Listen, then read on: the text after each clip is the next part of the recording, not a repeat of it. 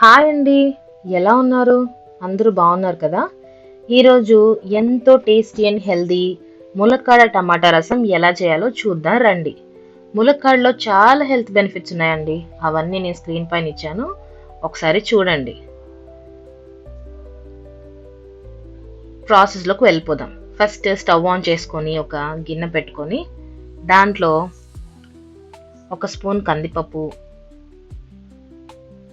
ఒక స్పూన్ పెసరపప్పు, ఒక స్పూన్ మైసూర్ పప్పు వేసుకొని ఈ మూడింటిని రోస్ట్ చేసుకోవాలండి. డ్రై రోస్ట్ చేసుకోవాలి. ఆయిల్ ఏం వేయక్కర్లేదు. సిమ్లో పెట్టుకొని మెల్లగా రోస్ట్ చేసుకోవాలి కలర్ చేంజ్ అయ్యేంత వరకు. కలర్ చేంజ్ అయింది అనిపించినప్పుడు మనం తీసి పక్కన పెట్టుకోవాలి. అదే స్టవ్ మీద కుక్కర్ పెట్టుకొని ఒక 3 ములక్కాలని స్లిట్ చేసుకొని చిన్న పీసెస్గా వేసుకోవాలి. అలాగే 4 పచ్చిమిర్చి, ఇంకా 7 to 8 గార్లిక్ క్లౌస్, ఇంకా టొమాటోస్ 2 టొమాటోస్ చిన్న చిన్నగా కట్ చేసుకుని యాడ్ చేసుకోవాలి. ఇంకా జీలకర్ర 1/2 స్పూన్ వేసుకొని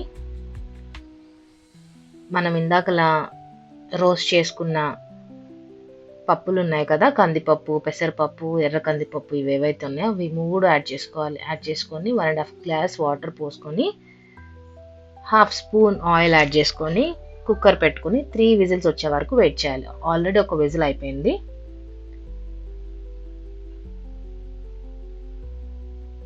త్రీ విజిల్స్ రావాలండి. 3 విజిల్స్ వస్తే మంచిగా కుక్ అయిపోతుంది. ఇది సెకండ్ విజిల్.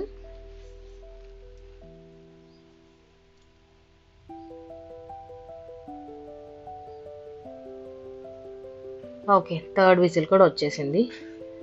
సో ప్రెషర్ అంతా పోయిన తర్వాత, ఫస్ట్ ప్రెషర్ అంతా రిలీజ్ చేసిన తర్వాత కుక్కర్ లిడ్ ఎప్పుడైనా ఓపెన్ చేయాలండి.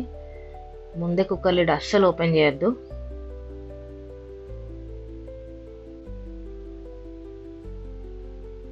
నేను ఇంకా వెయిట్ చేస్తున్నా ప్రెషర్ అంతా రిలీజ్ అవ్వడానికి.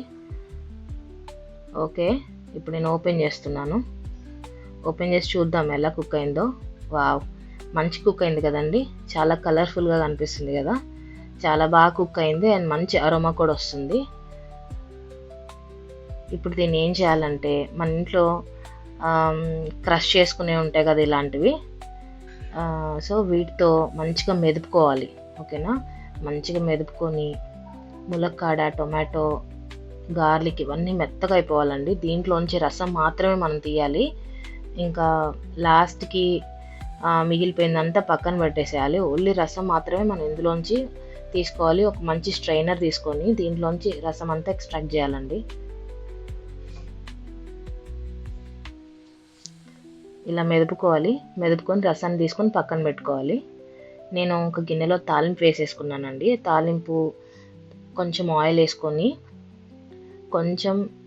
కొన్ని జీలకర్ర, కొన్ని మెంతులు, కొన్ని ఆవాలు, ఆనియన్, ఒక 3 గార్లిక్, పచ్చిమిర్చి, ఎండుమిర్చి ఇవన్నీ వేసుకొని తాలింపు వేసుకున్నాను. ఇంగువతో తాలింపు పెట్టుకున్నాను. తాలింపు పెట్టుకున్న తర్వాత మనం పక్కకు పెట్టుకున్న ఈ రసం ఏదైతే ఉందో ఆ రసాన్ని ఈ తాలింపులో వేసుకోవాలండి. తాలింపులో వేసుకొని మరగనివ్వాలి. నేను ఇప్పుడు ఈ స్టేజ్లో 1/2 స్పూన్ రాక్ సాల్ట్ యాడ్ చేశాను. ఇప్పుడు రసం మరుగుతూ ఉంటుంది కదా, సో ఆ సాల్ట్ కూడా కరిగిపోతుంది. ఒక 1/2 స్పూన్ నేను మిరియాల పొడి వేసుకున్నానండి. రసం కదా, మిరియాల పొడి వేసుకుంటే టేస్ట్ చాలా బాగుంటుంది. ఇంకా 1/2 స్పూన్ ధనియాల పొడి వేసుకున్నాను. కొంచెం జీలకర్ర పొడి కూడా వేయాలి. కొంచెం కారం వేసుకున్నాను. ఇది 1/2 స్పూన్ వేసుకున్నాను ఎందుకంటే నేను ఆల్రెడీ పచ్చిమిర్చి వేసుకున్నాను. తాలింపులో పచ్చిమిర్చి వేసుకున్నాను.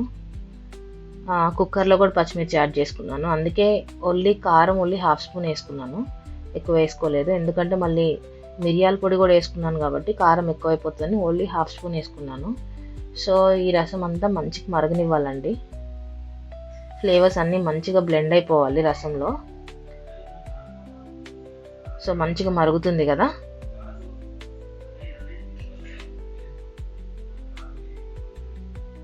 ఇప్పుడు మనం కొత్తిమీర యాడ్ చేసుకోవాలి. కొత్తిమీర యాడ్ చేసుకొని మూత పెట్టుకొని ఇంకా ఒక 2 మినిట్స్ 1 or 2 మినిట్స్ మరగనివ్వాలి. చూద్దాము. 1 or 2 minutes మరగనిచ్చిన తర్వాత చూద్దాం ఓపెన్ చేసి. వావ్, మంచిగా మరుగుతుంది కదా, మంచి అరోమా వస్తుందండి. ఇది వేడి అన్నంలో రసం వేసుకొని పక్కన ఆమ్లెట్ పెట్టుకొని తింటే చాలా బాగుంటుంది. ఇది హెల్త్ కూడా చాలా మంచిది, ఈజీగా డైజెస్ట్ అయిపోతుంది. మీరందరూ కూడా ఒకసారి ట్రై చేసి ఎలా వచ్చిందో నాకు చెప్పండి. నచ్చితే లైక్ చేయండి. Thank you very much.